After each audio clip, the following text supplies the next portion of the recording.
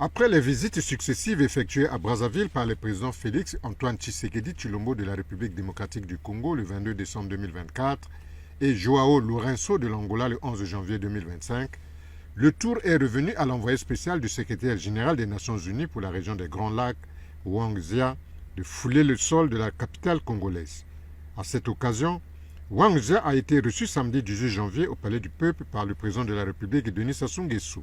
Leurs entretiens ont gravité autour de deux centres d'intérêt.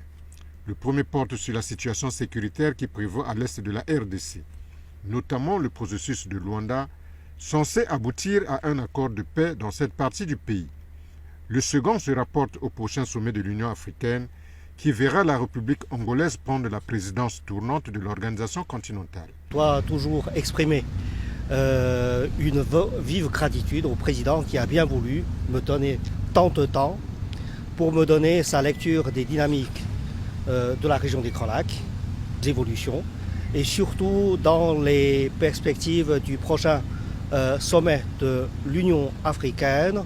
Il m'a exprimé un peu quelques attentes de la République du Congo pour voir comment les Nations Unies pourraient appuyer plus fortement l'Union africaine avec une nouvelle équipe pour gérer les dossiers brûlants du continent africain, notamment le dossier de la région des Grands Lacs.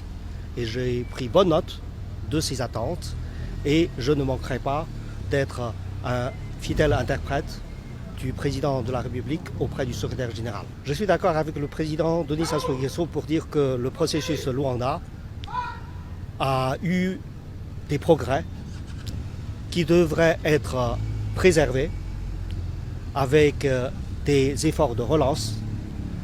Et après, il faut surmonter les difficultés actuelles pour reprendre les choses, pour faire avancer davantage le processus de Luanda et redynamiser rapidement le processus de Nairobi.